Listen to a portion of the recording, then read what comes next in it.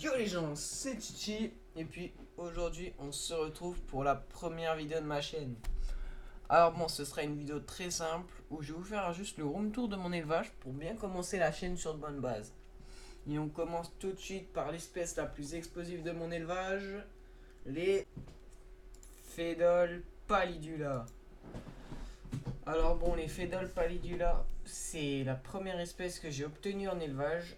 C'est une espèce de fourmi extrêmement petite, que quelques millimètres, mais ce sont les reines de l'évasion, sûrement dues à leur petite taille.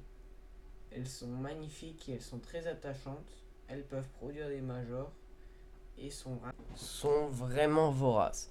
Ensuite, on passe directement au Camponotus nicobarendis. Alors, je vais y passer vite parce qu'elles sont tranquilles dans leur tube et j'ai pas envie de les déranger. Alors ensuite, les Camponotus fetchenkoi, une fourmi magnifique, luisante, que j'arrive pas vraiment à faire fonder, mais ça a repris avec une petite ponte. Elle a 2 ouvrières et ça va plutôt bien. Alors ensuite, les Lasius bruneus, c'est cette fourmi, je l'ai trouvée dans mon jardin, dans ma piscine. Et donc depuis, elle a enlevé toutes ses ailes et elle a pondu. Donc bon, les premières ouvrières arriveront dans à peu près 4 semaines.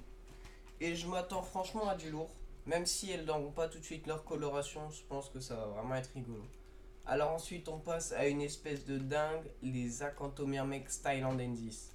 Ces fourmis, elles sont vraiment super bien parce que leur caste de major ressemble vraiment à des tanks, ils ont des têtes disproportionnées. J'ai trop envie de voir ça, pour l'instant j'ai juste une petite fondation avec quelques ouvrières et la reine, mais il y a une petite ponte sympathique, donc on va voir comment ça va se passer plus tard. Tout de suite après, bon, très rapide aussi, Messor Barbarus, que je vais pas déranger non plus. Elles sont à peu près 15 avec la reine.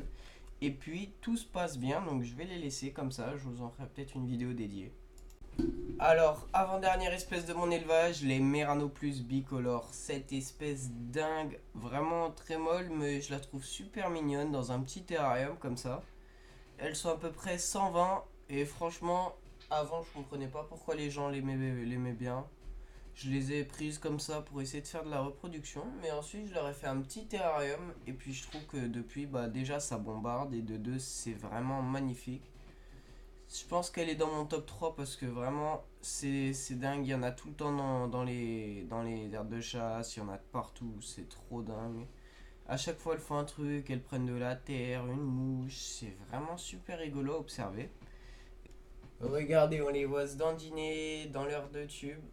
Elles vont bientôt remplir le deuxième à l'heure où je tourne la voix off. Vraiment, ça bombarde plutôt rapidement, je trouve. Et puis, je trouve ça vraiment trop mignon, quoi. C'est l'une de mes espèces préférées.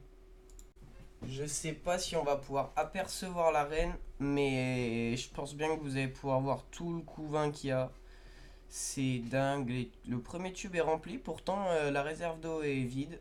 Et le deuxième commence à se remplir petit à petit. Ensuite, la dernière espèce de mon élevage est bien évidemment ma préférée, la Phédol mauricie. Alors, je l'ai achetée sur Antenco. Elle a ses petits œufs là. Dans 4 à 5 semaines, elle aura ses premières ouvrières. Mais je la trouve vraiment dingue. Les ouvrières sont jaune-orange. C'est vraiment pour moi mon espèce préférée, toutes fourmis confondues. En tout cas, merci d'avoir regardé cette vidéo de présentation de ma chaîne. J'espère qu'on se retrouvera pour d'autres vidéos. En tout cas, c'est la fin de celle-ci. Salut les gars et ayez une bonne vie.